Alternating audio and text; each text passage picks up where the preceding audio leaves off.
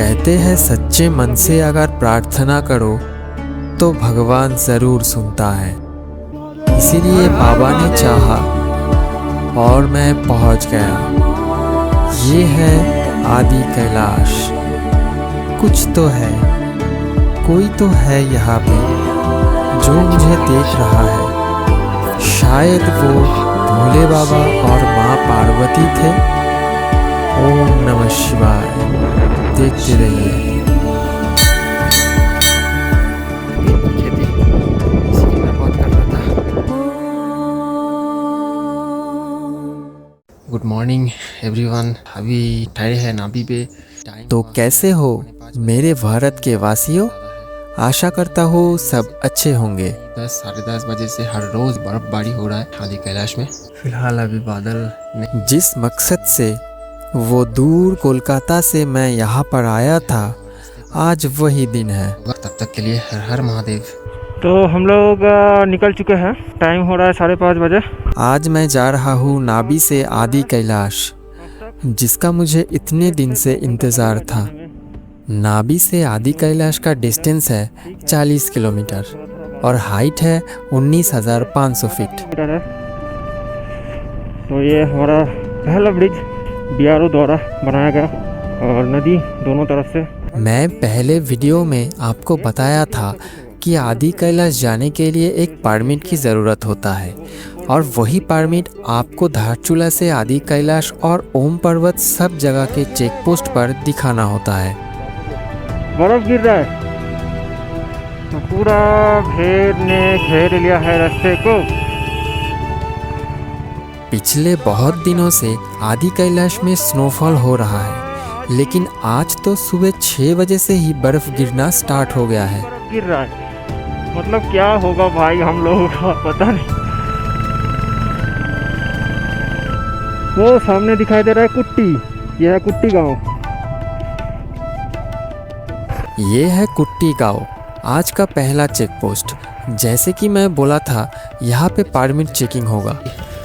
बर्फबारी स्टार्ट हो गया है और ये हमारा फर्स्ट चेक पोस्ट है। यहाँ पे चेकिंग होगा, उसके बाद हम लोग निकलेंगे यहाँ से।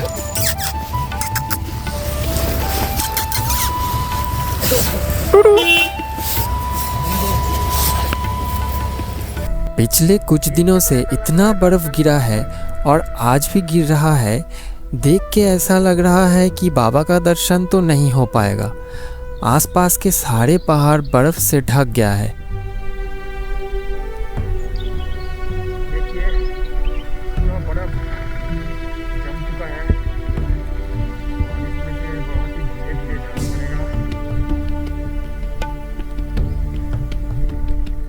नाभि से आदि कैलाश जाते समय कुट्टी और जोलिंगकोंग पे परमिट पेपर दिखाना होता है।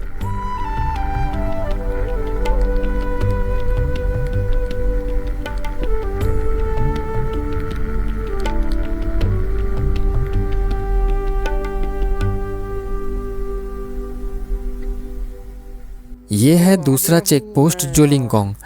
यहाँ पर भी परमिट चेक होगा। इसके बाद और कोई चेकिंग नहीं होगा आदि कैलाश तक। से स्टार्ट हो गया है और उधर कुछ खास नहीं है। अब देखना ये पड़ेगा कि सामने कैसा है, बाबा का दर्शन कर सकते हैं या नहीं। वो दूर जो दिखाई दे रहा है, ये है जोलिंगकोंग विलेज और ठीक 50 मीटर आगे ही है आदि कैलाश बेस कैंप।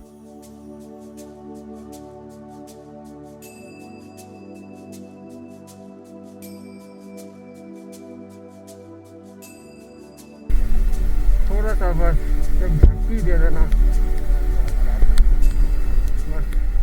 ये मैं पहुंच गया हूँ आदि कैलाश बेस कैंप। अब यहाँ से स्टार्ट होगा कैलाश पर्वत और उसके आसपास दर्शन। और यहाँ पर भी बाइक और गाड़ी पार्किंग में चार्जेस लगता है।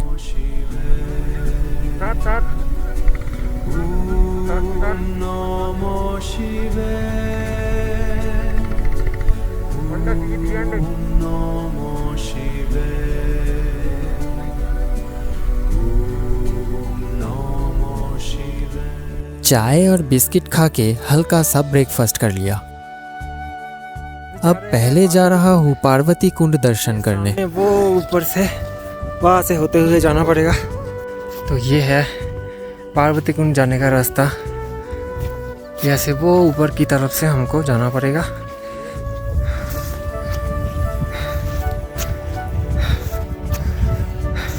वो है हेलीपैड और ये पूरा नीचे का व्यू। उस तरफ कैलाश पर्वत लेकिन दिख नहीं रहा है अनफॉर्चुनेटली। तो मेरे पीछे ये जो बुज़ुर्ग आए हैं ये सब कोलकाता से आए हैं। तो थोड़ा सा डिमोटिवेट हो गया था, तो मैंने बैठा के इन लोगों को बोला कि अरे कोई बात नहीं, सब हो जाएगा, कोई चिंता की ज़रूरत है ही नहीं, बस भोले बाबा के नाम लेते रहो और चलते रहो। घोड़े का भी सुविधा है जो 250 रुपये करके लेता है। और ये देखो दौड़ रहा है घोड़े। तो वो सामने दोस्तों मंदिर दिखाई दे रहा है और उसके पास ही में पार्वती कुंड है। इतना मोटा इंसान बैठा हुआ है घोड़े के ऊपर और घोड़ा बार बार चिल्ला रहा है। वो चल नहीं पा रहा है एक्चुअली। उनका वेट बहुत ज़्यादा है ना, 100 kg से ऊपर होगा। नहीं करना चाहिए ऐसे। हाँ क्या बात है बताओ। चलो चलो आ जाओ आ जाओ। वो रहा मंदिर, हम पहुंच चुके हैं। यह है मंदिर।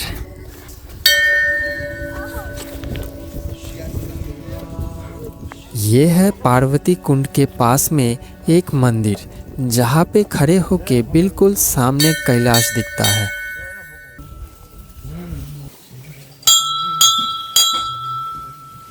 ये है पार्वती कुंड या फिर पार्वती सरोवर भी बोल सकते हो। ऐसा कहते हैं माँ पार्वती यहीं पे स्नान करते थे, इसीलिए इस जगह का नाम पार्वती कुंड है। कुंड का मतलब है सेक्रेट और भगवान का तालाब। अब इस तरफ से हम जाएंगे भीम की खेती। अब जा रहा हूँ भीम की खेती। ये कैलाश पर्वत से थोड़ा सा नीचे स्थित है, अप्रॉक्सीमेटली 14,000 फीट पे। इस खेत का सबसे आश्चर्य बात है कि जो धान यहाँ पे दिख रहा है वो किसी इंसान ने नहीं लगाया है, वो अपने आप उगता है और जब धान पक जाता है तो कोई काट के ले जाता है, कोई इंसान नहीं। ऐसा कहते हैं कि पांडव जब वनवास पे जा रहा था तब इस जगह में समय बिताया था। तब भीम ने उसके गदा से अपना पूरा शक्ति से यहाँ पे खेत बनाया था, इसीलिए इस जगह को भीम की खेती बोला जाता है। वो बेस कैंप पर। अब मैं आगे बढ़ रहा हूँ उस जगह के लिए जहाँ पे जाने के लिए मैं इतना दूर आया हूँ, और वो जगह है कैलाश पर्वत के बिल्कुल नीचे गौरी कुंड, जो किसी स्वर्ग से कम नहीं है। हाँ, एक और बात, गौरी कुंड जाने के लिए किसी को परमिशन नहीं है, आपको खुद के रिस्क में जाना पड़ेगा। अगर आपको कुछ हो जाता है तो पूरा रिस्पॉन्सिबिलिटी खुद का है। और वो ऐसा इसीलिए बोलते हैं, गौरी कुंड जाते समय साइड में पहाड़ के ऊपर से बहुत पत्थर गिरता है। अगर एक छोटा सा भी पत्थर आपको लग जाता है तो आपका डेथ भी हो सकता है। कुछ ही दिन पहले एक आंटी का डेथ ऐसे ही हुआ था। इसीलिए वीडियो पर आप देख पाओगे कैसे बहुत संभाल के ऊपर देख देख के चल रहा हूँ। और क्योंकि हाइट भी बहुत ज़्यादा गेन होता है तो आपको ऑक्सीजन का प्रॉब्लम भी हो सकता है, इसीलिए कोई परमिशन नहीं है। लेकिन मुझे ट्रैकिंग का एक्सपीरियंस था, इसीलिए बाबा का नाम लेके चल पड़ा। भीम की खेती से गौरी कुंड 3 किलोमीटर है अप्रॉक्स, और पूरा ऊपर चढ़ना पड़ेगा, तो मुश्किल तो है, लेकिन भोले बाबा का दर्शन तो ऐसे ही मिलता है। और जाना है और ऊपर कैलाश। फाइनली मैं पहुंच गया कैलाश पर्वत के बिल्कुल सामने, गौरी कुंड के एकदम पास। इस कुंड का नाम भी माँ पार्वती के नाम से ही हुआ था। कहते हैं इसी कुंड के पास माँ पार्वती शिव जी की पूजा करते थे। गौरी कुंड दिखाई देगा।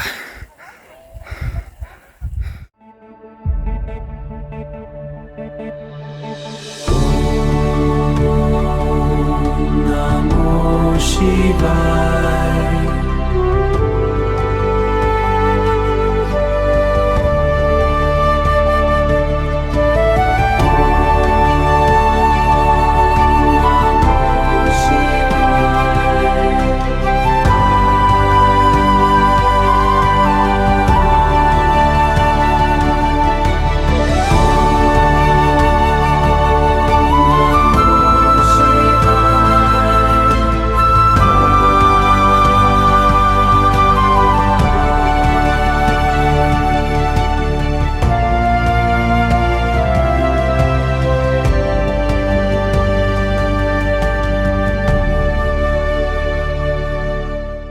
ये मेरे दाईं तरफ है छोटा और बाईं तरफ है बड़ा कैलाश। यहाँ पे 2 कैलाश पर्वत है। पत्थर गिरते हैं बड़े बड़े, कुछ ही देर पहले गिरा था।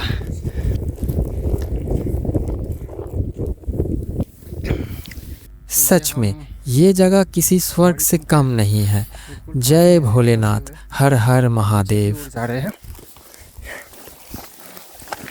ये आदि कैलाश का एकदम साफ पानी है। देखिए एकदम साफ,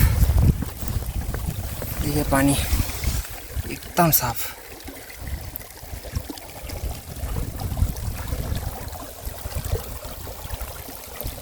ऐसे पानी जाता हुआ। और अब इस स्वर्ग से वापस नीचे जाने का समय है। मन तो नहीं है, लेकिन क्या करें, जाना तो पड़ेगा। और क्योंकि मैं बंगाली हूँ तो बांग्ला भाषा में मैं ये बोल रहा था, माँ बाबा को अच्छे रखना, मेरे जो मित्र है उनको भी अच्छे रखना, और जो शत्रु है उनको भी अच्छे रखना। फिर से ज़रूर यहाँ पे आऊँगा। तो चलते हैं, मिलते हैं आपको नीचे। तो ये ऊपर की तरफ हम आए थे, अब नीचे की तरफ हम जाएंगे। ऑलमोस्ट आ गए हैं नीचे। ये तो खैर ऊपर कुछ नहीं दिख रहा है, पूरा बर्फबारी स्टार्ट हो गया है, ज़बरदस्त। और एक बात, गौरीकुंड का हाइट है 15,000 फीट और कैलाश पर्वत का हाइट है 19,500 फीट। इस वैली को होते हुए शॉर्टकट ले लिया। यहाँ पर भी एक मंदिर है, ये भी एक मंदिर है, बहुत ही खूबसूरत। Adi at Adi Kailash every step is a prayer, every breath a meditation. Wow, सुंदर लिखा है। तो कुट्टी यहाँ से 16 किलोमीटर, नाबी एंड रोंगपोंग यहाँ से 33 किलोमीटर, गुंजी यहाँ से 36 किलोमीटर। बढ़ गया है स्नोफॉल, अभी धीरे धीरे बढ़ता रहेगा। और उस साइड पे तो एकदम मौसम खराब हो गया है। फिर नीचे उतरने के बाद बर्फबारी और भी तेज़ हो गया है, इसीलिए ज़्यादा देर तक ना रुक के यहाँ से नीचे फिर से नावी पर लौटने के लिए निकल पड़ा।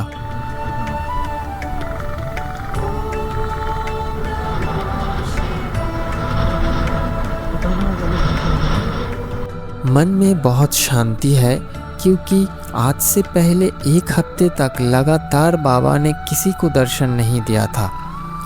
मैं जाते समय बाबा को बहुत बोला था, बस एक बार थोड़ा सा टाइम के लिए ही सही दर्शन देना, और वही हुआ। 1 हफ्ते के बाद बाबा ने दर्शन दिया, इससे अच्छा और क्या हो सकता था।